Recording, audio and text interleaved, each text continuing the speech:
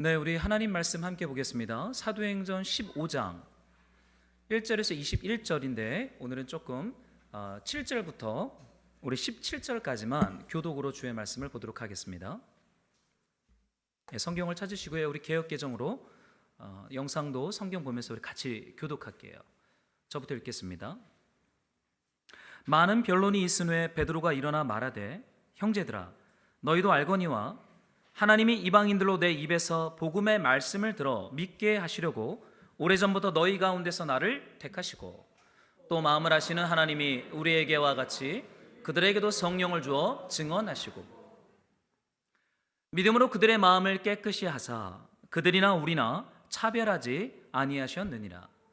그런데 지금 너희가 어찌하여 하나님을 시험하여 우리 조상과 우리도 능히 매지 못하던 멍에를 제자들의 목에 두려느냐.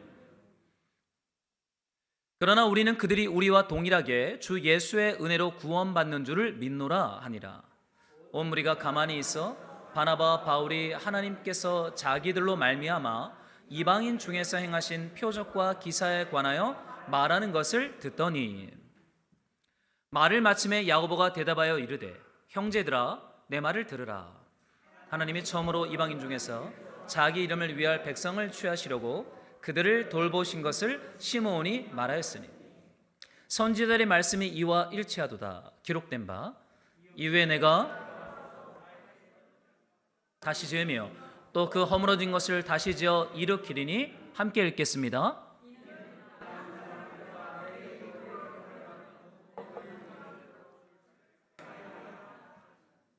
아멘. 네, 우리 하나님 말씀 우리 묵상하고 귀 기울이기 전에 우리 오랜만에 함께 만난 우리 동역자들, 우리 함께 성도의 인사, 우리 성도의 교제, 평화의 인사 우리 좀 함께 하겠습니다. 좀 반갑게 인사할까요? 네, 샬롬, 예, 평화 인사 예 하겠습니다. 네, 그래요. 오랜만에 온 우리 청년들도 있는데 환영합니다. 네, 잘 오셨습니다. 우리 주일 예배 또 온라인으로 참여하는 우리 지체들도 있는데 그곳에도 동일하게 우리 하나님의 은혜와 샬롬이 충만하기를 우리 예수님의 이름으로 축복합니다. 한 주간 잘 지내셨습니까? 근데 오랜만에 뵙는 얼굴들도 계시고 매일 뵙는 얼굴들도 있고요. 너무나 반갑습니다. 이렇게 주일이 있으니까 이렇게 얼굴을 보는 것 같아요. 이게 얼마나 감사한 날인지 모르겠습니다. 만약에 주일 없으면 얼굴 보겠습니까? 봐야 되는데 이게 보는 게 교회인데요. 오늘은 회복과 은혜의 장막이라고 하는 제목으로 우리 하나님 말씀 우리 공동체 가족들에게 좀 나누도록 하겠습니다. 여러분 1차 전도행 우리 결론의 메시지를 우리 지난주에 여러분 묵상했죠. 여러분 기억나십니까? 하나님 나라에 들어가려면 많은 환난을 겪어야 할 것이라. 불편한 메시지지만 여러분 성경이 주는 메시지이기 때문에 우리는 믿음으로 이 말씀을 받아들여야 돼요. 여러분 하나님 나라에 들어가려면 복을 많이 받는 것이 아니라 환난을 받아야 된다. 이것이 1차 전도여행의 메시지였어요. 우리는 그 지도를 보면서 구보로선부터 이 비시디아, 안디옥, 이고니온, 루스트라, 더베에 이르기까지 바울이 전도여행을 하면서 성령께서 불러 시키신 일, 그 메시지가 뭔지 전도여행 여정을 통해서 바울이 배우죠. 바나바도 배웁니다. 저는 처음부터 바나바와 바울이 이것을 알았을까 좀 질문을 던져봤지만 몰랐던 것 같아요. 1차 전도여행을 통과하면서 사도들이 하나님의 메시지를 배운 것이죠. 하나님의 나라에 들어가려면 많은 환난을 겪어야 한다. 이 메시지를 가지고 바울이 권면하기를 이 믿음에 머물러 있으라. 다른 믿음이나 다른 복음에 집 짓지 말고 이 믿음과 이 복음 위에 집을 지어라 라고 이 남갈라디아 지역에 개척된 교회들을 순회하면서 이 진리를 사수할 장로들을 세우죠. 사역자들을 세웁니다. 제자들을 세웁니다. 이 진리로부터 성도들이 이탈하지 않도록 그 메시지를 사수하고 지키는 지역교회 목회자들을 세우고는 안디옥으로 바울이 돌아가요. 여러분 이제 안디옥 교회에 바울이 도착을 합니다. 그런데 어떠한 일들이 시작이 되냐면 다툼과 분열과 여러 가지 분열들이 안디옥 교회에 기다리고 있어요. 1절인데요. 한번 여러분들이 이 1절의 말씀을 저랑 같이 좀 읽어볼까요? 함께 시작. 어떤 사람들이 유대로부터 내려와서 형제들을 가르치되 능히 구원을 받지 못하리라 하니. 감사합니다. 바울과 바나바가 안디옥 교회에 도착했는데 이미 1차 전도행을 마치고 이 두 사역자가 안디옥 교회에 돌아오기 전에 예루살렘 교회로부터 내려온 어떠한 율법 교사들이 안디옥 교회에서 성도들에게 성경을 가르치고 있었어요. 그런데 그 메시지가 뭐냐면 너희가 구원을 받으려면 모세의 법대로 할례를 받아야 된다 라고 이방인들 성도들을 가르치는 거예요. 여러분 한번 생각을 해보세요. 이방인들은 할례가 뭔지도 모릅니다. 이방인들은 모세 율법이 뭔지도 잘 몰라요. 그들은 주 예수 그리스도의 십자가와 부활의 사랑의 메시지를 듣고 예수를 주님이라고 고백했지, 그리고 구원을 받았지, 태어난 지 8일 만에 할례를 행하는 이 유태인 율법과 관례를 그들은 모릅니다. 그런데 예루살렘 교회에서 내려온 율법학자들이 뭘 가르치고 있었어요? 너네 예수님 믿은 건 잘한 것인데 또 하나를 해야 돼. 그게 뭐냐면 할례를 받아야 된다. 할례를 받아야 온전한 구원을 받아 라고 예루살렘에서 내려온 이 교사들이 가르치고 있는 거예요. 여러분 한번 생각해 보십시오. 여러분 예수님 믿는 것으로 우리는 구원을 받죠. 이거 이외에 플러스 알파가 또 있습니까? 오늘날의 할례가 뭐가 있을까요? 이 당시는 할례는 남성의 아이들의 포피, 가죽을 베는 것을 할례라고 행하지 않습니까? 이것을 행해야 예수님 믿는 것과 함께 이것을 해야 구원을 받는다 라고 가르치는 거예요. 여러분 독특하죠? 그런데 여러분 이러한 메시지가 안디옥 교회를 흔들기 시작합니다. 어떠한 메시지가 들어왔는데 바울과 바나바가 잠깐 자리를 비운 사이에 다른 복음과 다른 메시지가 안디옥 교회에 들어와서 성도들의 믿음을 흔들어 놓고 미혹해요. 여러분 예수님 믿는 것 이외에 무엇을 더해야 우리가 하나님 나라 들어갑니까? 구원을 받습니까? 오늘날 마치 할례처럼 우리들에게 가르침을 전해지는 메시지들이 무엇이 있습니까? 우리는 좀 분별해서 그런 메시지를 좀 들을 필요는 있어요. 여러분 그런데 중요한 것은 이들이 이 메시지를 가르치는데 마치 혼을 내면서 가르칩니다. 너희가 할례를 받지 않으면 구원을 받지 못해 라고 가르치는 거예요. 여러분 오늘날 우리 안에 있는 메시지들 중에 믿음 이외의 모세의 법대로 할례를 받아야 구원을 받는다라고 하는, 여러분 이것을 오늘날로 적용하면은 저는 좀 이런 것 같아요. 예수를 믿으면 이래야 한다는 우리의 어떠한 경험적 틀이 있죠. 여러분 어떠세요? 여러분 예수 믿는 구원받은 신자들에 대해서 여러분이 가지고 있는 그림이 있잖아요. 여러분 없습니까?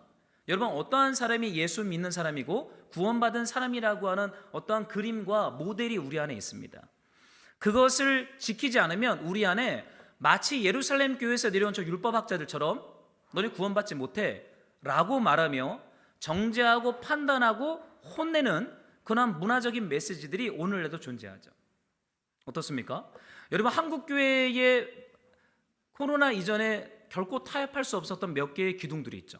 그게 뭡니까? 주일 성수. 여러분 주일 성수는 한국 교회를 붙잡아줬던 큰 축입니다. 또 하나 뭐였어요? 직분. 이건 한국 교회에서 뭐 떠날 수 없는 어떤 겁니다. 또 하나가 뭡니까? 11조.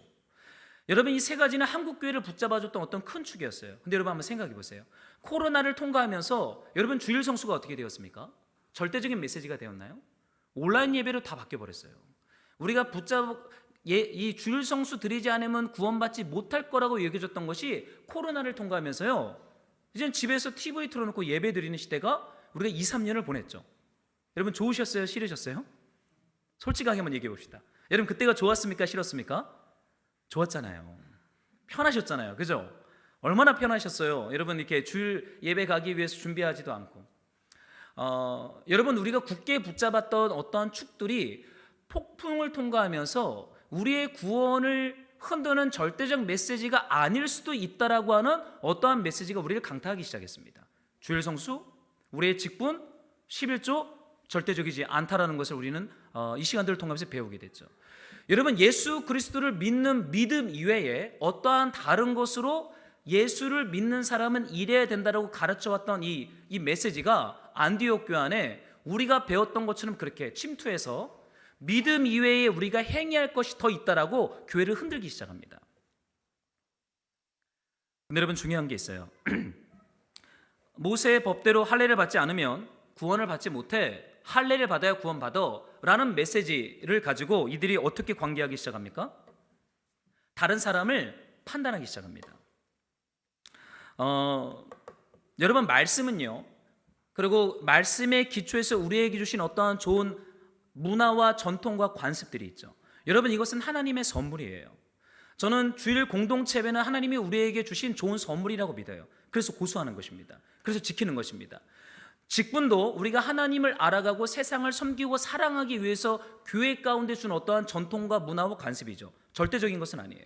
그런데 이것이 마치 복음의 자리에 앉아서 왕노릇하기 시작하면 하나님이 주신 말씀과 하나님이 주신 좋은 전통으로서의 가치들이 어떻게 사용되는지 아십니까?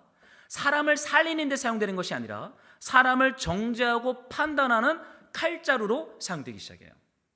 여러분, 그러면 그런 경험 없으세요?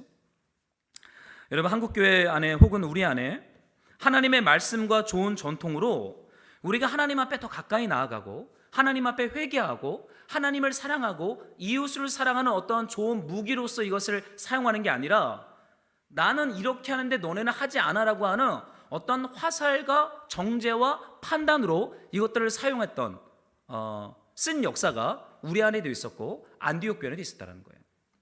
여러분, 안디옥 교회가 이것 때문에 굉장히 힘들어합니다. 아니, 예수님 믿으면 됐지 뭘 또 해야 된다고? 여기 2절에 보니까 이런 말씀이 있는데요. 여러분, 우리가 한 번만 더 같이 읽어보겠습니다. 함께 시작.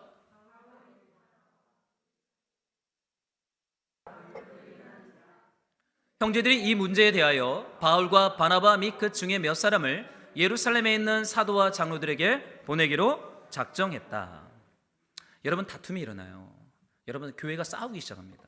여러분, 교회 안에 복음 위에 어떤 메시지가 들어오면요, 다툼이 일어납니다. 하나님의 말씀은요, 여러분 기억하세요. 사람을 살리는 데 써야 됩니다. 내가 살고 우리 형제가 살고 교회 공동체가 살고 복음이 전해지는데 이것이 사용돼야지, 나는 이렇게 하는데 왜 너는 하지 않아라고 하는 정죄와 판단으로 이것이 사용되기 시작하면요, 거기엔 다툼과 변론이 시작되는 것을 우리는 보게 되죠. 여러분, 한국 교회가 얼마나 많은 다툼의 역사를 가지고 있어요? 여러분, 그런 것들을 본 적 있습니까? 한 교회 건너 한 교회 안에 이 다툼의 역사들이 있습니다. 저는 수두룩백백 봤어요. 교회가 잘 성장하고 부흥하다가 다툼이 일어나면 교회가 거의 해체됩니다. 제가 봤던 교회는 서울에서 굉장히 큰 교회예요. 건물 예배당도 2개를 가지고 있습니다. 그러나 다툼으로 말미암아 4,000명이 모였던 교회가 지금은 100명도 남아있지 않아요. 저희 교회단 안에서도 그런 교회들이 수두룩백백입니다. 여러분, 왜 다툼이 일어납니까? 복음과 말씀을 있어야 할 그 자리에 우리가 만든 전통과 관례와 관습을 앉혀놓고는 그것을 더 우선순위함으로 말미암아 예수 믿는 사람들은 이래야 돼 라고 하는 정죄와 판단으로 말씀과 하나님이 주신 은사와 선물을 사용하기 싫을 때, 여러분, 거기에는 다툼이 일어납니다. 여러분, 바울과 바나바가 예루살렘 교회에서 내려온 이 거짓 교사들과 함께 다투기 시작해요. 여러분, 때로는요, 복음을 고수하고 말씀을 지키기 위해서 다투어야 할 필요도 있습니다. 이건 복음이라고, 이 복음을 빼앗길 수는 없잖아요. 이 복음의 진리를 지키기 위해서 그 교회의 장로들을 비롯한 사역자들이 때로는 다투어야죠. 논쟁해야 되죠. 변론해야 되죠. 무엇이 하나님의 진리냐. 지금 그것이 안디옥 교회에 시작되었어요. 옳고 그름을 따지기 시작합니다. 하나님의 진리가 뭐고 복음이 무엇이냐, 어떻게 구원을 받냐 라고 하는 논쟁과 변론과 다툼이 안디옥 교회 안에 일어납니다. 여러분, 안디옥 교회가 이제 결정을 해요. 야, 이거 안 되겠다. 이거 너무나 중요한 문제였던 거예요. 그러니까 다시 1차 전도여행을 마치고 돌아온 바울과 바나바를요, 다시 예루살렘으로 보내는 거예요. 예루살렘 교회에 가서 그 교회에 있는 12사도들과 함께 토론하고 논쟁하면서 무엇이 옳은 진리인지를 결론을 가지고 와라. 교회의 파송을 받아서 바나바, 바울이 다시 여행을 출발합니다. 근데 여러분들이 이 여행을 출발하면서요, 곧바로 예루살렘 교회에 가질 않아요. 여기 3절에 보니까 그들이 교회에 전송을 받고 교회가 파송을 했죠. 어디에 먼저 들립니까? 베니게와 사마리아 땅에 가요. 여러분, 베니게라고 하는 땅은 두로와 시돈 지역이에요. 이렇게 지중해 바닷가가 있으면 이스라엘이 있는 이쪽에 있는 두로와 시돈은 사실은 이스라엘 역사에 의하면 하나님의 원수들입니다. 하나님의 심판을 받기에 합당한 이방 민족들이에요. 여러분, 사마리아는 어떤 땅이에요? 여러분 잘 알죠? 혼혈 민족이잖아요. 북이스라엘이 아수르의 공격을 받아 멸망하면서 아수르가 어떠한 정책을 펼쳤어요? 혼혈 정책. 거룩한 하나님의 백성들을 혼혈아로 만들어서 저주받은 땅으로 하는 정책으로 만들어진 도시가 바로 사마리아입니다.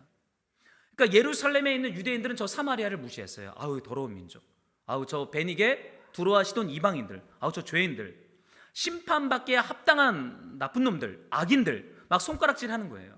여러분 그것이 종교입니다. 여러분 기독교는 절대 종교가 아닙니다. 기독교는 살리는 하나님의 살아계심의 역사예요. 나는 옳고 너는 틀렸다는 것을 통해서 나를 증명하는 방식은 이건 위험한 종교예요. 하나님이 이 종교를 깨트리기 위해서 우리 예수님을 이 땅에 보내셨거든요. 근데 지금 예루살렘 교회가 뭐 하고 있어요? 이 종교 놀이를 하는 거예요.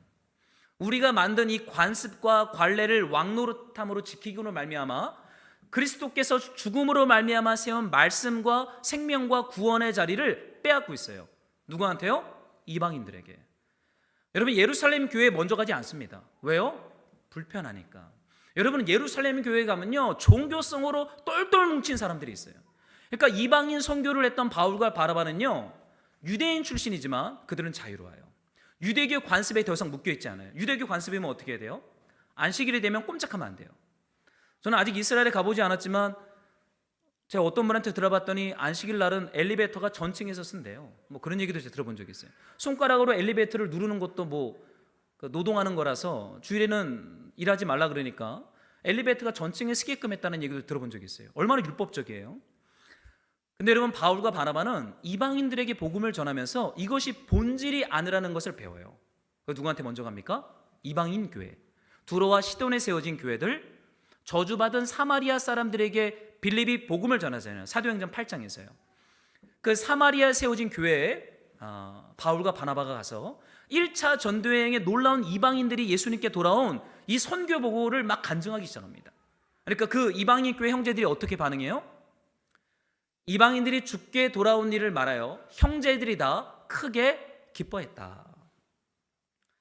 저는요 예수 믿는 것은 저는 기쁨의 종교라고 해요. 여러분 이렇게 우리가 경박스럽게 기뻐하고 재밌게 놀면은 이거 불경건한 겁니까? 그렇게 놀면 안 돼요? 막 우리가 소리 지르면서 막 기뻐하고 재밌게 놀고 온몸으로 뛰어다니고 밤새 이야기하면서 먹고 마시고 기뻐하면 그건 경건이 아닙니까? 종교는 뭐예요? 멍에를 씌우는 거예요. 종교는 끊임없이 어떤 원칙을 만들어냅니다. 이건 경건이야, 이건 불경건이야, 이문법을 만들어요. 경건하면 이렇게 살아야 돼, 어떤 문화와 관습을 만들어내요. 저희 교회는 아직 금요 철야가 없어요. 아직 제가 힘들어서 안 하고 있습니다. 준비가 되면 할 거예요. 다른 교회들 금요일 날 되면 바짝 긴장하죠. 금요 철야를 해야 되니까. 저도 부목사 때 금요 철야만 되면 이렇게 저녁도 잘 못 먹었어요. 긴장을 해서. 가서 뭐 찬양 인도도 해야 되고 막 사역도 해야 되고 성도님들 인사해야 되고 밤늦게까지 남아서 성도님들 다 갈 때까지 기도해야 되니까 바짝 긴장을 합니다. 요즘 저는 금요일 날을 어떻게 보내는지 아십니까? 토요일 날 새벽 기도가 없어요. 그러니까 금요일 날은 뭐예요? 불금입니다. 저는 금요일은 불금이에요. 금요 철야 안 가요. 제가 뭐 하겠습니까? 밤늦게까지 먹고 놉니다. 사람들 초대해서 놉니다. 차 마십니다. 치킨 먹습니다. 대화해요. 한 주간의 삶을 나눠요. 그리고 막 이런저런 얘기하면서 웃고 떠듭니다. 여러분 그게 불경건입니까? 아니에요. 여러분 기쁨은 복음의 절정입니다. 하나님은 기쁨의 종교예요. 하나님은 기쁨의 주님이세요. 여러분 이방인 교회가 1차 전도여행 보고를 들으면서 그들이 기뻐해요. 야, 이방인 형제들이 예수 믿었구나, 돌아왔구나, 우리 같은 버림받은 민족들이 예수님 앞에 구원받았구나. 박수를 치고 그들이 포도주를 마시고 밤늦게까지 바울과 바나바 밥을 먹으면서 박수를 칩니다. 복음의 역사죠. 종교가 틈탈 자리가 없어요. 관습과 문화가 틈탈 자리가 없어요. 오직 예수를 믿는 믿음으로 말미암아 구원받은 사람들의 축제가 베니게와 사마리아 교회 안에서 힘있게 일어나고 있어요. 여러분 그런데요, 예루살렘에 그 다음에 바울과 바나바가 가요. 이방인 베니게 사마리아 교회를 순회하고 선교 보고를 마치고 조금 더 내려가면 예루살렘이 나와요. 예루살렘 교회에 들어가죠. 그리고는 사도와 장로들에게 영접을 받아요. 종교 지도자들이 굉장히 많습니다. 강력한 사도들과 강력한 교회의 장로들이 영접을 해요. 그리고는 거기서 바울과 바나바가 또 뭐합니까? 또 1차 전도행 선교 보고를 합니다. 간증을 해요. 이방인들이 예수님께 돌아왔다. 전도했더니 그들이 막 준비된 것처럼 막 예수를 믿더라, 막 이렇게 간증을 해요. 여러분 5절을 한 번만 같이 읽어주세요. 함께 시작.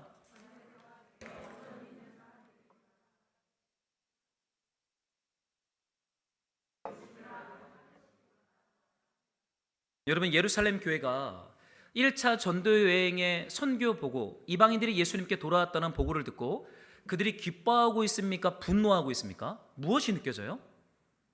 기쁨이 느껴집니까? 분노가 느껴집니까? 분노하고 있어요. 독특한 사람들입니다. 이방인들이 예수 믿고 주님께 돌아왔는데 베니게와 사마리아 교회처럼 막 포도주 잔을 치면서 막 밥을 먹으면서 소리 지르면서 기뻐해야 되잖아요.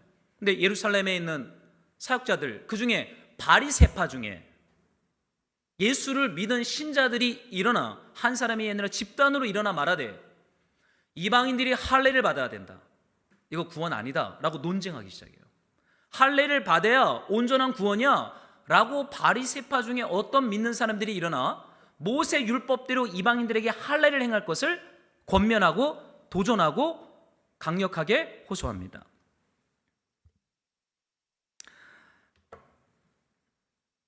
지금 그들 안에 작동하는 원리가 뭡니까? 예수 믿는 사람들은 이래야 돼 라고 말하는 어떠한 분명한 틀이 작동하고 있어요. 예수 믿으면, 유대인으로서 예수 믿고 구원받은 사람들은 예수도 믿지만 할례도 행해야 돼. 모세 율법도 딸딸딸 외워야 돼. 지금 플러스 알파를 계속 만들고 있어요. 믿음 위에 멍에를 씌웁니다. 굉장히 고통스러워요. 여러분, 어떤 멍에를 씌워본 적 있으세요? 여러분, 예수 믿는 것이 여러분의 어떤 종교적인 멍에와 의무가 되어서 숨이 헉헉헉 막혀본 적 있으세요? 저는 많았어요. 저는 제가 이렇게 복음을 깊이 묵상하고 깨닫기 전에는 얼마나 많은 종교적인 정죄와 판단이 제 삶을 똘똘 이렇게 뭉쳤는지도 몰라요. 여러분, 바리새파는 율법 중심의 유대교의 한 분파입니다. 사두개파도 있고 바리새파도 있는데, 바리새파는 모세의 후손이라고 하는 자부심을 가지고 있어요. 모세 율법을 딸딸딸 외워요. 하나님의 말씀을 동네 방방 곳곳에 전하는 것으로 말미암아 하나님의 나라가 임할 것을 소망하는 분파가 바리새파예요. 그래서 그들은 율법과 안식일과 할례를 고수합니다. 그런데 이방인들이 할례도 안 받고 율법도 안 지키는데 예수 믿고 구원받았대요. 화가 나는 거예요. 아니, 어떻게 저렇게 가벼운 구원이 있어? 아니, 저건 말도 안 돼. 그러니까 할례를 행해 라고 도전장을 내밀죠. 뭐 그럴 수 있죠. 할례가 좋은 거면 우리 권면할 수 있잖아요. 저도 여러분들에게 어떤 권면을 하지 않습니까? 말씀 묵상하라고 권면하고, 뭐 기도하자라고 권면하고, 예배 빠지지 말고 잘 드리자라고 권면하잖아요. 여러분, 좋은 거는 권면을 해야 돼요, 서로가. 그러나 이것은 할례는 별로 좋은 게 아닙니다. 그럼 굉장히 고통스러운 멍에를 지금 씌우고 있죠. 그런데 이 말을 하는 이 바리새파 사람들의 여러분 영혼에 있는 어떠한 감정을 좀 읽을 수 있어야 돼요. 여러분, 그들 안에 기쁨이 없어요. 기쁨을 다 빼앗겨 버렸습니다. 여러분, 예수 믿는데 가장 고통스러운 게 뭐라고 생각하세요? 예수님 믿고 따라가는 이 믿음의 여정에서요. 고난이요? 고난이 있으면 그게 여러분이 힘든 것 같습니까? 저도 처음에 그렇게 생각을 했어요. 예수 믿는데 고난이 있고 삶의 고통이 있으면 이게 신앙생활에 제일 힘든 거다라고 생각을 했어요. 근데 제가 이제 요즘은 좀 바뀌기 시작했습니다. 그게 뭐냐면, 고통과 고난이 힘든 게 아니라 기쁨이 없을 때, 이거는 지옥입니다. 여러분, 예수님을 믿고 우리가 하나님의 나라를 소망하면서 믿음의 길을 걸어가는데 거기에 기쁨이 없어요. 기쁨을 다 빼앗겼어요. 누가 내 치즈를 가져갔는가? 여러분, 그 얇은 책자 기억하세요? 그 맛있는 치즈를 누가 가져갔어요. 그 책에서 보면 그 누가 가져간 겁니까? 여러분, 우리 안에 포도주의 기쁨을 누가 다 가져갔어요. 결혼식에는 기쁨이 가득해야 돼요. 근데 포도주가 떨어졌어요. 우리 예수님 뭐라고 말합니까? 항아리에 물을 채우라. 말씀에 순종하여 물을 채웠더니 이제 갖다 줘라. 결혼식에 온 회중들이 그 뒤늦게 나온 포도주를 마시고는 뭐라고 고백해요? 보통 좋은 포도주를 먼저 내고 안 좋은 포도주를 나중에 내는데, 이 집은 어떻게 갈수록 좋은 포도주를 냅니까? 기쁨으로 결혼식장이 충만합니다. 여러분, 이것이 예수님이 가지고 온 하나님의 나라예요. 여러분, 예수님을 믿고 예배하고 말씀 묵상하고 기도 생활하는데 이게 종교가 되어버리면 끔찍해요. 안 하는 게 낫습니다. 그 끔찍한 거예요. 우리는 주님을 사랑하고 주님의 말씀을 묵상하고 주님을 따라가는 것은 기쁨을 위하여 주님이 우리에게 허락하신 은혜의 선물들이에요. 그런데 이 바리새파 신자들은 그걸 어떻게 만들었어요? 고통스러운 숙제거리, 억지로 해야 할 의무조항, 굉장히 피곤한 율법 멍에들로 우리의 목에 잔뜩 씌워놨어요. 그러니 예수 믿는 게 재미없는 거죠. 그러니 믿음의 여정이 재미없는 거예요. 그냥 한 번 믿었으니까 그냥 이렇게 가자, 이렇게 돼버리는 거예요. 여러분 그건 종교입니다. 여러분 사탄은요 우리에게 더 이상 고통을 주는 방식으로 우리가 믿음을 떠나가는 것이 안 된다는 걸 알아요. 그들이 사용하는 방식이 뭘까요? 기쁨을 빼앗아가요. 예배의 기쁨, 기도의 기쁨, 말씀의 기쁨, 성도의 교제의 기쁨, 고난을 믿음으로 통과하는 기쁨을 빼앗아가요. 어제 제가 좀 금요일날 이렇게 손님들을 치르느라 좀 늦게까지 사실 낮부터 제가 집 청소하고 음식 준비하고 이제 손님들 대접했거든요. 손님들하고 교제하고 손님들이 다 가고 나니까 한 10시 이렇게 되더라고요. 설거지 다 하고 나니까 11시쯤 잠을 자는데요. 토요일 날은 제가 보통 아침 일찍에 나옵니다. 근데 아침 일찍 나와서 다시 한번 주중에 묵상했던 이 설교 본문을 또 묵상하고 다시 한번 주석들도 보고 이렇게 서기 과정을 하는데 너무 피곤한 거예요. 너무 피곤해서 제가 졸다가 저기 애들 영유아실이 있는데 거기서 누워서 1시간 잠도 자다가 비몽사몽간에 피곤해서 어떻게 해야 되나 토요일 날 이렇게 산책도 하고 와서 다시 말씀을 준비하는데 많이 좀 피곤했습니다.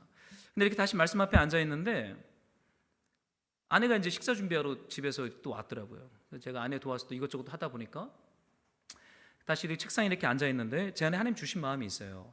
이끼야 너 평생 이렇게 목회하려면 할 수 있겠냐? 저한테 그러는 거예요. 근데 제가 이런 고백을 좀 했습니다. 그래도 좀 할만할 것 같습니다. 여러분이 이해하지 못하는 조용한 기쁨이 있어요. 주님을 섬기는 것에. 저는 요즘에 아내가 저한테 물어봤어요.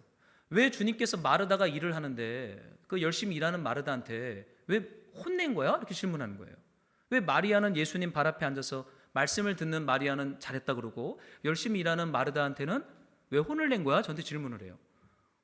모르겠어. 그건 뭐 마르다 일이지 내 일이 아니니까 나는 별 관심이 없어. 내가 사실 이렇게 얘기했어요. 별로 이렇게 고민하고 얘기하기 싫어서 그건 뭐 마르다 일이지 뭐 내 일인가 이제 그랬어요.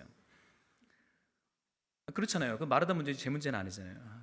근데 제가 어제 이렇게 교회에서 혼자 묵상하고 잠도 자고 또 일어나서 묵상하고 이러다가 왜 주님이 마르다한테 열심히 일하는 주님을 위해 열심히 일하는 마르다한테 뭐라 하셨을까? 묵상을 해봤는데요. 기쁨을 빼앗겼어요. 여러분 주님을 사랑하면 열심히 일 안 하고 맨날 말씀 앞에 앉아 있는 게 믿음입니까? 그럼 누가 일해요? 여러분 누가 예배 준비하고 누가 밥하고 누가 청소해요?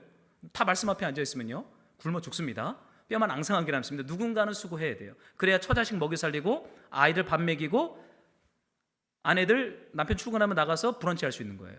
누군가는 수고해야 돼요. 그죠? 그럼 그거는 세속적인 거예요? 맨날 기도만 하고 말씀 앞에 앉아 있는 게 영적인 거고 나가서 열심히 일하면 마르다야 하나로 족하다. 그럼 맨날 교회 와서 여러분 기도해야 됩니까? 그럼 누가 돈 벌어요? 근데 여러분 사탄은요 우리 안에 기쁨을 빼앗아가요. 사랑하는 말씀으로 동역자 여러분, 구원의 기쁨과 복음의 기쁨과 고난을 믿음으로 통과하는 그 기쁨을 성령 안에서 빼앗기지 마시기를 우리 주의 이름으로 축복합니다. 여러분 고난은 있어요. 우리가 죽을 때까지 고난이 있을 거예요. 기도 많이 해도 이거 못 피해가요. 소용없어요. 도깨비 방망이 뚝딱 신자 판자 사울이 찾아가서 이 문제 어떻게 통과할까 답을 가르쳐달라. 그럼 답이 주어집니까? 인생의 답은 주어지지 않아요. 그냥 고통을 통과하는 거예요. 고난을 직면하는 거예요. 예수의 이름으로 그냥 브릭트루 돌파하는 거예요. 그런데 사탄이 빼앗아가지 못하는 게 하나 있어요. 여러분 그게 뭔지 아십니까? 사랑과 기쁨입니다. 여러분 예루살렘 교회는 이걸 빼앗겼어요. 예루살렘 교회는 오랜 전통과 문화와 관습에 젖어서 예수 그리스도의 십자가의 기쁨과 부활의 소망과 말씀의 기쁨을 빼앗겨 버렸어요. 그래서 그들은 기쁨을 빼앗겨 버리니까 종교적인 율법과 관례를 만들어서 이것을 지키면 내가 구원받지라고 지금 가르치고 있고 속고 있고 아주 피곤하게 살아가고 있습니다. 사랑하는 말씀으로 동역자 여러분, 우린 주님을 위해 수고합니다. 그러나 기쁨으로 합니다. 사랑으로 합니다. 피곤하기도 합니다. 그러나 사랑 안에서 그 피곤함을 우리는 누립니다. 여러분 고린도전서에 이런 말씀이 있는데요. 한번 여러분들이 12장 31절을 한 번만 같이 크게 좀 읽어주세요. 함께 시작.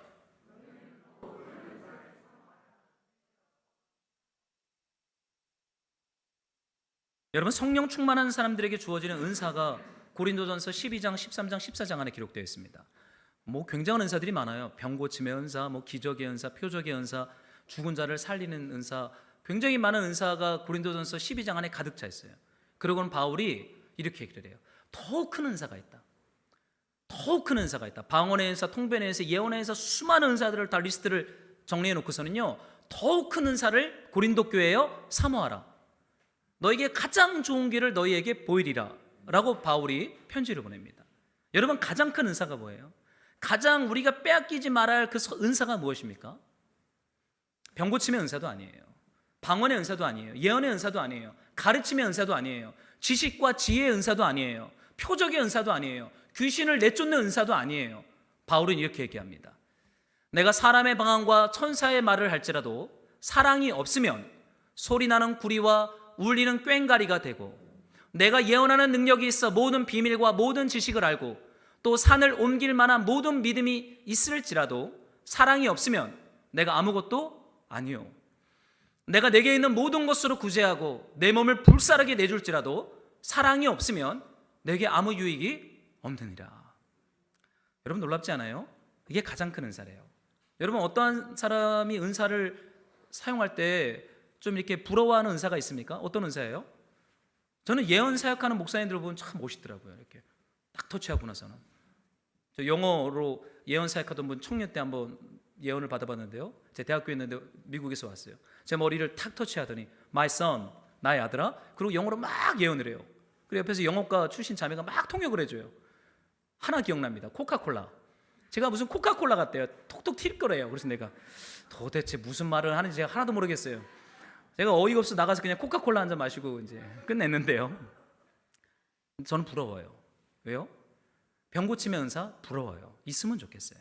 우리 교회 환우들이 올 때마다 안수하면 병이 한 방에 남아. 그 얼마나 고통 없이 성도들이 주님 예배할 수 있어요. 귀신이 축사의 은사, 손만 대면 그냥 문제가 한 번 해결되면 그 얼마나 좋아요. 근데 바울이 얘기합니다. 더욱 큰 은사를 사모해라. 그게 무엇입니까? 사랑이에요. 기쁨이에요. 사랑이 없으면 그 모든 은사들이 아무 유익이 없어요. 여러분, 마르다가 그렇게 수고하고 열심을 냈는데 예수님이 그만 좀 해라. 왜 그러셨어요? 기쁨을 빼앗겼으니까. 사랑을 뺏겼으니까. 그럼 일하면 안 돼요. 여러분, 사랑과 기쁨을 빼앗기잖아요. 그럼 열심을 내면 안 돼요. 스탑해야 돼요. 스탑하고 어디로 가야 돼요? 예수님의 십자가 부활의 자리로 가야 돼요. 거기에 조용히 앉아 있는 거예요. 기쁨이 회복될 때까지. 왜냐하면 우리 몸을 불사르면서 일해도 소용없다, 유익이 없다라고 말씀하세요. 여러분, 예루살렘 교회 얼마나 열심을 내는 교회입니까? 얼마나 은사가 많아요. 얼마나 사도와 장로들이 많아요. 얼마나 선교를 많이 해요. 그런데 예수 믿고 돌아온 이방인 앞에서 한 영혼이 주님 앞에 돌아왔는데 그 영혼 구원을 기뻐할 만한 믿음과 사랑과 그 사랑의 내공이 없어요. 메말라 버렸어요. 그러니까 바울이 뭐라고 말하는 거예요? 그들과 다투기 시작합니다. 그들과 변론하기 시작합니다. 사랑하는 말씀으로 동역자 여러분, 기쁨을 빼앗기지 마십시오. 예수님께로 돌아가셔서 주님의 그 구원의 기쁨, 그 믿음의 소망, 그 부활의 그 소망을 조용히 다시 묵상하세요. 여러분, 그것이 가장 위대한 일입니다. 듣다 베드로가 좀 열이 받습니다. 베드로가 듣다 이 예루살렘 교회 바리새파 믿음의 신자들의 얘기가 너무나 어이가 없고 황당하니까 베드로가 일어나서 간증을 해요. 그 간증의 내용이 무엇입니까? 베드로가 고넬료, 이방인 로마 백부장 고넬료의 집에 갔을 때 그들이 할례도 행하지 않았고 율법도 몰랐는데 그냥 설교하려고 복음의 말씀 입을 떼자마자 그 이방인 고넬료를 비롯한 그 가족들에게 성령이 임하는 걸 봅니다. 사도행전 2장에 유대인들이 열심히 뜻을 구하여 기도했는데 급하고 강한 바람처럼 하나님의 성령이 예루살렘 교회에 임하잖아요. 동일하게 이방인 고넬료의 가정에 이 놀라운 이 성령이 임하는 것을 베드로가 보죠. 그럼 베드로가 어떻게 합니까? 할례를 행하지 않아도 율법을 몰라도 주 예수의 복음의 말씀을 들으면 성령이 임하고 성령의 은사를 받는 거라는 걸 베드로가 깨닫죠.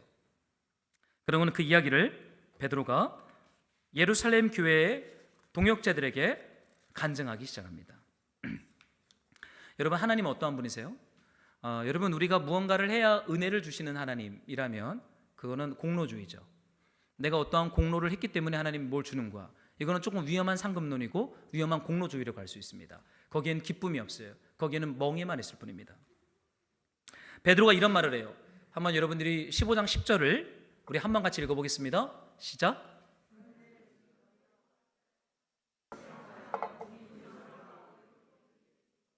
멍에를 제자들의 목에 두려느냐. 그만 좀 하라는 거예요. 바울이, 이 베드로가요. 하나님을 시험하지 말고 우리도 능히 매지 못하던 멍에를 왜 사람들에게 지우느냐, 이렇게 말하는 거예요. 여러분, 바리새인들도 이 베드로 사도가 볼 때는 자신들도 지키지 못하는 율법 멍에를 못 지키면서 이방인들에게 그 멍에를 지우고자 무리한 요구와 무리한 도전을 하고 있는 것을 베드로가 드러내요. 여러분, 우리는 우리가 할 수 없는 것을 말해서는 안 돼요. 그리고 이 멍에를 지우는 것을 통해서 하나님을 알아가거나 하나님을 사랑하거나 구원을 받을 수 있는 것도 아니에요. 오직 예수 그리스도의 은혜와 그분의 공로를 통해서 그 사건을 믿는 믿음으로 말미암아 주님은 우리를 구원하십니다. 바울이 이렇게 얘기를 합니다. 우리는 그들이 우리와 동일하게 주 예수의 은혜로 구원받는 줄 믿노라 하니라. 여러분, 주 예수의 은혜로 구원을 받는다. 여러분, 여기서 은혜라는 단어가 나오죠. 여러분, 이 단어는 카리스라는 단어입니다. 카리스의 본래 뜻은 기쁨이에요. 주 예수의 기쁨으로. 여러분, 예수님께서요, 한번 좀 질문을 드리고 싶어요.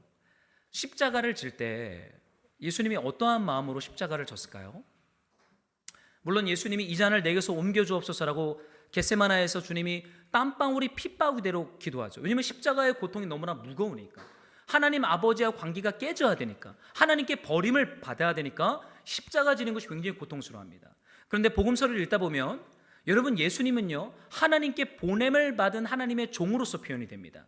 그런데 하나님께 보냄받은 그 종이 하나님의 말씀을 따라가는 그 예수님의 깊은 믿음의 동기를 보면 억지나 고통이나 의무감이 아니라 내 아버지께서 일하시니 나도 일한다라고 고백하면서 아버지에 대한 신뢰와 사랑과 기쁨으로 십자가를 향하여 나아갔던 거예요. 여러분, 율법을 행하는 것 꼭 필요하지 않은 것은 아닙니다. 말씀으로 사는 것 필요합니다. 그러나 그 동기는 억지나 의무나 고통스러운 종교가 아니라 은혜와 기쁨으로, 사랑으로 라고 말하고 있죠. 여러분, 갈라디아서에 이런 말씀이 있어요. 한번 여러분들이 한 번만 더 읽어주세요. 함께 시작. 형제들아, 너희가 자유를 위하여 부르심을 입었으나 그러나 그 자유로 육체의 기회를 삼지 말고 오직 사랑으로 서로 종노릇 하라. 여러분, 율법의 멍에를 씌우는 것을 통해서 우리가 구원받는 것은 아닙니다. 그것을 깨트리기 위해서 우리 주님이 십자가에 달리셨고 죽으셨고 부활하셨어요. 그런데 이제는 예수를 주님이라 고백하는 교회들이 어떠한 마음으로 하나님의 말씀에 순종하는 길을 갑니까? 여기 이렇게 말하죠. 이제는 우린 자유인이 되었어요. 율법을 행하고 말고의 어떠한 행함의 문제가 아니라 이미 그리스도의 죽으심으로 말미암아 자유인이 되었습니다. 그러나 그 참 자유인은 이제는 하나님의 말씀 앞에 사랑으로 순종하는 길을 걸어간다는 거예요. 여러분, 기쁨과 사랑으로 하나님의 말씀의 길을 투벅투벅 천천히 걸어가세요. 율법이나 멍에나 이것을 해야 내가 뭔가 하나님 나라와 더 가까이, 이런 개념이 아니에요. 사랑으로 서로 종노릇하라 라고 말하고 있죠. 여러분, 우리가 주님을 사랑하고 주님의 교회를 세워나가고 복음을 전하고 형제를 섬기고 형제를 용서하는 것, 여러분, 그것 때문에 우리가 구원받는 게 아니죠. 그러나 우리는 사랑으로, 기쁨으로 이제는 그 길을 마땅히 걸어갑니다. 여러분, 이방인들은 할례도 받지 않았어요. 그리고 율법도 아직 잘 모릅니다. 그러나 구원받은 백성이라고 말해요. 그러나 그들은 이제 서로 사랑으로 종노릇하며 하나님을 알아가며 기쁨으로 일하며 기쁨으로 복음을 전하는 이 제자의 길, 이 사도의 길을 이방인들이 걸어가게 될 것입니다. 여러분, 참 이 예루살렘 교회는 참 똑똑한 사람들이 많이 모인 교회였던 것 같아요. 능력도 많고 뭔가 율법적으로 굉장히 충성된 사람들이 모인 탁월한 공동체였던 것 같습니다. 왜냐하면 예루살렘 교회에서 일어나서 이렇게 변론하고 말하는 사람들을 보면 굉장히 율법적이고 똑똑해요. 근데 여러분, 베니게와 사마리아 그리고 안디옥 교회에 있는 이방인들 어떻겠어요? 여러분, 사도행전 13장에서 우리 안디옥 교회의 5명의 지도자들 한번 설교 제가 했던 거 기억나십니까? 어떤 출신들이었어요? 구브로 섬 출신들이었어요. 구레네, 북아프리카 흑인 출신입니다. 지금도 흑인에 대한 편견이 있지만 이 당시에는 노예들이에요, 노예들. 그러나 예수님 믿고 회심한 구레네 흑인의 어떤 사람이 안디옥 교회 지도자였잖아요. 또 누가 있었습니까? 헤론의 젖동생 마나행, 헤롯 대왕이에요. 돈과 권력에 찌들었던 굉장히 위험한 사람이 안디옥 교회 세 번째 지도자입니다. 그 다음 바나바, 그 다음에 살인자였던 바울이 안디옥 교회 다섯 번째 막내 지도자였죠. 여러분, 이방인 교회들은 형편없어요. 탁월한 사람이 많이 없어요. 죄인들의 괴수였고 스펙도 좋지 않았고 그들의 지역 출신도 좋지 않았습니다. 그러나 하나님이 그들을 공교회 지도자로 세우죠. 여러분, 하나님이 찾아왔기 때문이에요. 여러분, 이 변론 앞에서 우리 한번 말씀 하나만 더 읽고 싶은데요. 우리 사도행전 15장 14절을 우리 한 번만 더 같이 읽겠습니다. 함께 시작. 자기 이름을 위할 백성을 취하시려고 그들을 돌보신 것을 시므온이 말하였으니, 예루살렘 교회의 지도자인 야고보가 일어나 이제 결론 정리를 하기 시작합니다. 너희들은 들으라 말하면서 이렇게 말해요. 하나님께서 이방인을 택했다라고 말해요. 그리고 그들을 돌보셨다라고 말하기 시작합니다. 여러분, 돌보다라는 단어는 제가 사실 굉장히 좋아하는 단어입니다. 이 돌보다라는 단어는 방문하다, 찾아가다라는 뜻이에요. 적극적으로 방문하고 적극적으로 찾아가는 단어를 돌보다라고 말하고 있어요. 제가 여러분의 말씀 노트에 기록해 놨지만 하나님이 이방인들을 적극적으로 찾아가셨습니다. 이것이 구원의 시작이에요. 여러분, 여러분이 적극적으로 예수님 찾은 분 계세요? 혹시 그런 분 계십니까? 없죠. 여러분, 하나님이 우리를 적극적으로 찾아와 주셨고 우리를 방문해 주셨기 때문에 우리가 예수 믿은 것이고 이 자리에 있는 거예요. 여러분, 돌보다라는 단어가 사용된 단어 중에 여러분, 사라가 경수가 끊겨 자식을 낳을 수 없을 때 사라를 권고했다라는 단어가 이 돌보다라는 단어입니다. 아이를 낳을 수 없는 고령이 90세가 되었을 때 하나님이 사라를 돌보셨어요. 그래서 그에게 아들을 주십니다. 여러분, 이것이 하나님의 돌보심이에요. 여러분, 그뿐만이 아니죠. 이스라엘 백성들이 애굽에서 430년 포로 생활할 때 그들의 고난을 살피셨다라는 단어가 돌보다라는 단어입니다. 여러분, 루시어 예루살렘이 흉년 맞아 먹을 것이 하나도 없어서 모압 땅에 갔는데 루시 하나님 여호와께서 자기 백성을 돌보셨다라는 소식을 듣고 예루살렘으로 돌아오죠. 그 돌보다라는 단어가 먹을 것을 하나님이 이제 허락하셨다라는 은혜의 말씀입니다. 여러분, 구원의 근거, 그리고 우리 이방인들이 예수 앞에 돌아오고 구원받을 수 있는 근거는 우리의 어떠함 때문이 아니라 하나님의 이 돌보심의 은혜가 우리를 구원하고 우리를 새롭게 하는 것임을 이 사도행전은 증언하고 있어요. 여러분, 하나님께서요 여러분들을 돌보십니다. 우리가 무엇을 행하고 하기 전에 그 하나님의 돌보심이 우리를 하나님의 자녀 되게 하시는 특권이요, 은혜요, 구원의 근거인 줄로 저는 믿어요. 그러면서 야고보가 이제 이런 말씀을 합니다. 한번 우리 16절과 우리 17절을 함께 읽어볼게요. 우리 16절을 함께 읽겠습니다. 시작. 이후에 내가 돌아와서 다윗의 무너진 장막을 다시 지으며 또 그 허물어진 것을 다시 지어 일으키리니 이는 그 남은 사람들과 내 이름으로 일컬음을 받는 모든 이방인들로 주를 찾게 하려 함이라 하셨으니 아멘. 여러분, 야고보가 이런 얘기를 해요. 이후에 내가 돌아와서 다윗의 무너진 장막을 다시 지을 것이다 라고 이야기합니다. 그 다윗의 장막을 다시 지으면 남은 사람들과 이방인들이 주님께 돌아올 것이다 라는 말씀이 나와요. 여러분, 다윗의 장막을 이제 이 사도행전 15장의 결론으로 야고보서다가 말을 하고 있죠. 여러분, 사실 다윗의 장막을 여러분 누가 들어갈 수 있습니까? 여러분, 예루살렘 교회 사람들이 생각할 때는요, 경건한 아브라함의 후손들이 그날에 완성될 다윗의 장막에 들어갈 것이라고 그들은 굳게 믿었습니다. 그런데 야고보 사도가 아모스서의 말씀을 가지고 뭐라고 말을 하냐면, 여러분, 아모스의 원래 이 인용한 구절의 원문은 이렇게 되어 있어요. 제가 좀 읽어드릴게요. 그날에 내가 다윗의 무너진 장막을 일으키고 그것들의 틈을 막으며 그 허물어진 것을 일으켜서 옛적과 같이 세우고 그들이 에돔의 남은 자와 내 이름으로 일컫는 만국을 기업으로 얻게 하리라. 여러분, 다윗의 장막이 회복이 되면요, 거기에 들어올 사람들을 아모스는 뭐라고 말하면 에돔의 남은 자들이라고 말을 합니다. 그런데 사도행전은 이걸 어떻게 말하냐면 에돔이란 단어를 빼고 그 남은 사람들이 다윗의 장막에 들어올 것이다 라고 말을 해요. 여러분 한번 생각해 보세요. 에돔은 하나님의 저주를 받아 심판을 받아야 할 민족이 에돔 족속입니다. 이사야나 오바댜를 보면요, 주님이 에돔을 완전히 심판하고 진멸시켜버리겠다는 말씀이 계속 기록되어 있어요. 그런데 그날에 다윗의 장막이 건축이 되면 이 에돔 이방 족속도 다윗의 장막에 들어와서 생명을 얻고 은혜를 얻고 구원을 받고 회복될 것이라는 말씀이 이 사도행전에 기록되어 있죠. 여러분, 누가 이 다윗의 장막을 세웁니까? 우리 예수 그리스도세요. 우리 예수님이 말씀이 육신이 되어 우리 가운데 거하심에, 여러분, 거하다라는 단어는 텐트를 치다, 장막을 세우다라는 거예요. 말씀이 육신이 되어 우리 가운데 오신 그리스도께서 우리 안에 다윗의 장막을 세우겠대요. 그럼 어떻게 됩니까?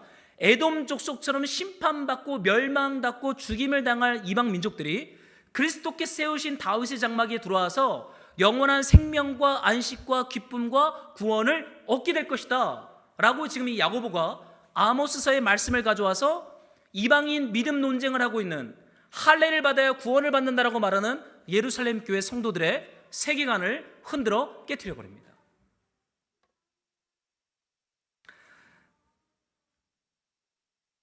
여러분, 예수님이 세우는 그 다윗의 장막이 무엇입니까? 저는 개인적으로 이번 주에 그 매일 성경을 묵상하면서요, 좀 굉장히 잊지 못하는 본문의 말씀이 있었어요. 그 목요일 날 묵상했던 사무엘상 30장의 묵상 말씀이에요. 여러분 혹시 기억나세요? 다윗 공동체가 나오잖아요. 여러분, 다윗의 장막은 다윗 공동체의 복원이 다윗의 장막입니다. 이 다윗 공동체를 회복하기 위해서 다윗에 오신 그리스도께서 오셔서 이 다윗의 장막을 세우는 거예요. 근데 여러분, 다윗 공동체가 어떠했는지 사무엘상 30장이 너무나 잘 표현해줘요. 저는 이 말씀을 보다가 사실은 새벽에 이 말씀을 묵상하고 기도하는데 목요일 금요일 날 계속 울었던 것 같아요. 어떻게 이런 은혜의 말씀이 있는가? 여러분, 사무엘상 30장에 어떤 말씀이 있어요? 아말렉이 시글락에 쳐들어와서 다윗의 처자식들, 다윗의 군병들의 처자식들을 다 빼앗아갑니다. 그러니까 이 처자식을 빼앗긴 다윗의 공동체 사람들이 어떻게 해요? 돌을 들어요. 그리고는 능력 없는 다윗을 쳐 죽이려고 합니다. 또 어떠한 일이 일어납니까? 이제 이 다윗 사람들이 빼앗긴 처자식을 되찾으려고 아말렉에게 전쟁 출정을 해요. 근데 가다 보니까 부솔 시내가를 만났는데 200명이 전투 못 나가겠다는 거예요. 아우, 나 힘이 없다. 기력이 쇠하고 피곤한 200명이 부솔 시내가에 그냥 앉아 있어요. 그러니까 다윗이 400명만 데리고 출정을 합니다. 그러다 누구를 만나요? 애굽 소년을 만나잖아요. 아말렉의 종이었던 애굽 소년이 병이 드니까, 쓸모가 없으니까 아말렉이 그냥 버려버려요. 광야에다가 굶어 죽을 뻔했어요. 근데 다윗이 건포도와 떡과 사과로 그 애굽 소년을 힘있게 합니다. 여러분, 전쟁이 끝나고 돌아왔어요. 전리품을 취해서 오는데 다윗 공동체 안에 악인들과 불량배들이 나오잖아요. 이 30장 아래 보면 그들이 뭐라고 말해요? 다윗, 저기 전쟁에 안 나간 200명, 부솔 시내가에 앉아있는 저 200명한테는 전리품을 나눌 수 없어. 그냥 우리끼리 나눠 가집시다. 이렇게 얘기를 해요. 여러분, 이게 다윗 공동체예요. 한번 보세요. 다윗이 마음에 안 드니까 돌로 쳐 죽이려고 했던 이 애굽 다윗의 사람들, 힘없고 기력이 없어서 부솔 시내가에서 전쟁에 못 나가고 이렇게 멈춘 200명의 사람들, 쓸모없어 병들어 버림받은 애굽 청년, 자신의 욕망에 사로잡혀 전리품을 200명에게 나눌 수 없다는 그 400명의 불량배들, 여러분, 그들이 누구예요? 다윗 공동체에 속한 다윗의 사람들이에요. 저는 이 말씀 묵상하다가요, 그런데 어떠한 은혜가 있어요? 병들고 쓸모없는 애굽 소년이 다윗 공동체에 합류돼요. 애굽 출신입니다. 이방인입니다. 그런데 하나님이 어떻게 하십니까? 전쟁을 승리로 이끄는 지도와 나침반과 길을 이 애굽 소년에게 하나님이 허락하셔서 전쟁을 승리로 이끌잖아요. 사랑하는 말씀으로 동역자 여러분, 이것이 다윗의 장막입니다. 그리스도께서 오시면 이 연약한 다윗의 장막이 아니라, 다윗 공동체가 아니라 병들고 쓸모없고 이방인이고 에돔 족속이고 악인이고 나병한 자고 문둥병자인 상관없는 모든 사람들이 그 다윗의 장막에 들어오면 하나님의 백성으로 회복되어지고 일어나고 치료를 받고 구원을 받는 그 다윗의 장막을 주님이 세우겠다라고 약속하고 있습니다. 여러분, 그 다윗의 장막이 우리 주님이 우리 안에 세우셨어요. 사랑하는 말씀으로 동역자 여러분, 우리가 무슨 율법과 무슨 율례를 더 우리의 멍에를 더 씌울 수 있겠습니까? 여러분, 예수 그리스도 그분의 십자가 부활을 묵상하면서 우리가 사랑과 기쁨을 빼앗기지 않고 그 자리에 우리가 나아가는 이 깊은 은혜가 저와 여러분들의 삶에 있기를 예수님의 이름으로 축복합니다. 우리 이 말씀 붙잡고 한번 같이 찬양하고 우리 기도하기를 원합니다. 우리 오직 주의 사랑이 매여 우리 이 찬양 같이 하죠.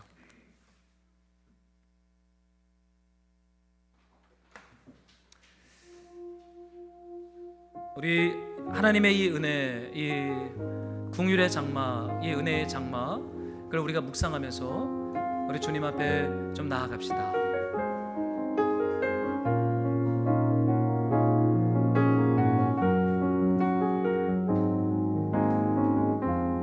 오직 주의 사랑이 매여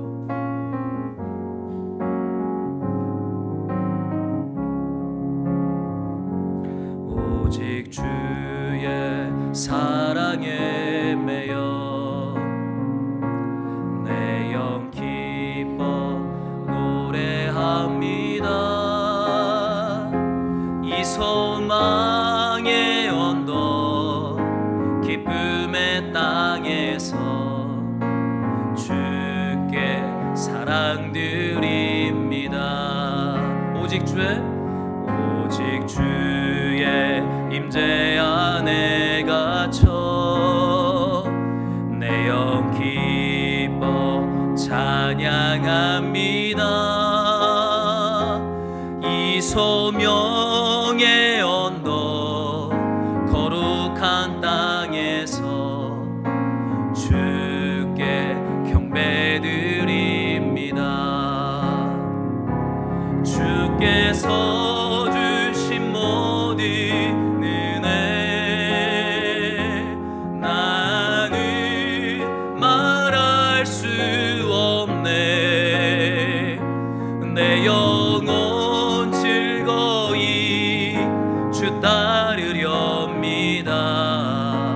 주께 내 삶들이 우리 한 번 더 주께서 주신 모든 은혜 주신 모든 은혜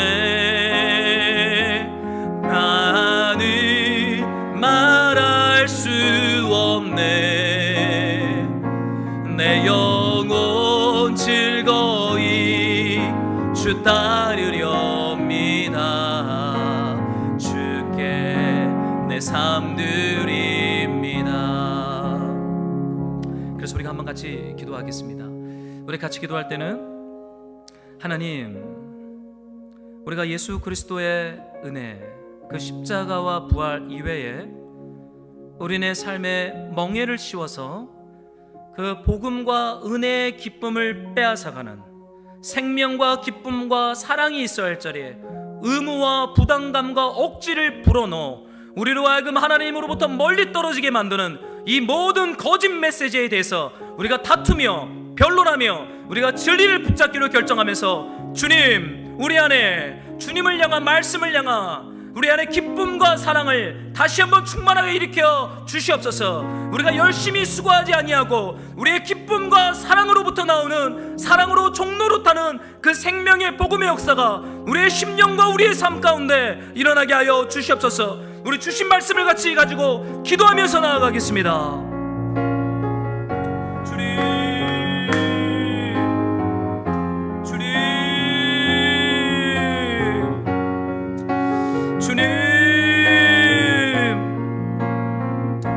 주님,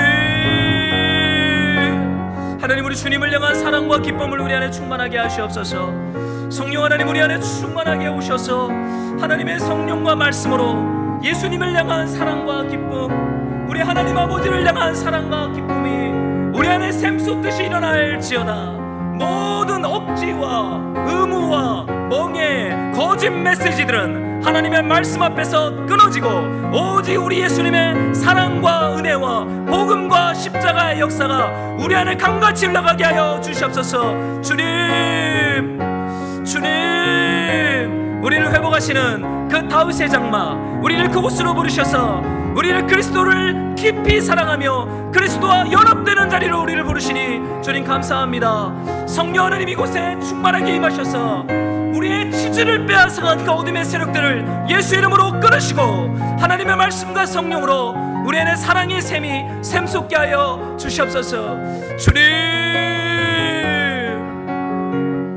주님,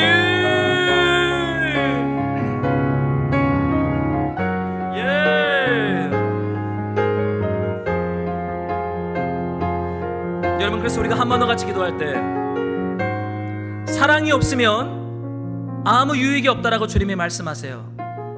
그 하나님의 사랑, 우리 성령 하나님의 사랑, 우리 예수 그리스도의 사랑을 우리 안에 충만하게 부어 주시옵소서. 우리가 아무리 수고하고 열심을 내고 예배를 드리고 순종할지라도 사랑이 없으면 우리는 꽹가리라고 주님께서 말씀하십니다. 주님, 예수님을 향한 우리의 사랑, 십자가를 향한 우리의 깊은 사랑과 기쁨을 그 성령이여 우리 안에 샘솟듯이 일어나게 하여 주시옵소서. 우리 한번 같이 기도하십시다. 아버지, 우리가 주님을 예배합니다. 하나님, 우리의 열심과 수고와 믿음과 예배와 순종이 종교적인 의무와 억지가 되지 않게 하여 주시고 우리 예수님을 향한 사랑과 기쁨이 우리 안에 샘솟듯이 흘러가서 우리 예수님과 춤을 추며 우리 성령님과 춤을 추며 그렇게 이 믿음의 여정을 걸어갈 수 있도록 주님 우리에게 하나님의 사랑을 부어 주시옵소서. 하나님의 임재를 우리 안에 부어 주시옵소서. 생수의 강이 흘러가게 하여 주시옵소서. 주님, 우리가 주님을 예배합니다. 할렐루야 주님, 할렐루야 주님. 우리 안에 하나님의 성령의 생수의 강이 강같이 흘러넘치게 하여 주시옵소서. 예 주님, 예 주님.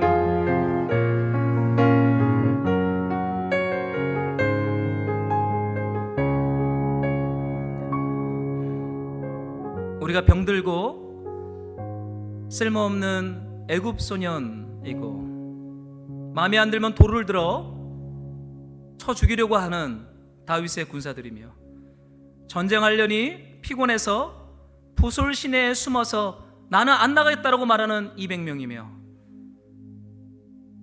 승리했더니 공로를 주장하며 이 전리품을 나눌 수 없다라고 말하는 욕망의 사람이지만 주님, 그 다윗의 장막으로 우리를 그리스도 예수 안에서 부르셔서 우리 안에 하나님의 구원을 이루어 주시니 감사와 찬양을 올려드립니다.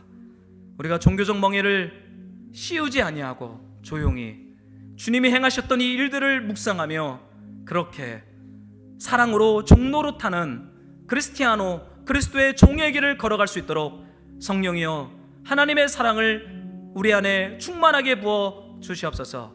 다시 믿음이 일어나게 하시고 다시 예배가 일어나게 하시고 다시 말씀이 일어나게 하시고 다시 순종이 일어나게 하여 주시옵소서. 예수님의 음성을 들으며 예수님을 사랑하며 믿음의 여정을 끝까지 걸어가게 하여 주시옵소서. 주님 사랑하는 마음으로 예물을 드리오니 받으시고 주님 흠양하시고 열방과 파주선교에 사용하여 주십시오. 예수님의 이름으로 기도드렸습니다.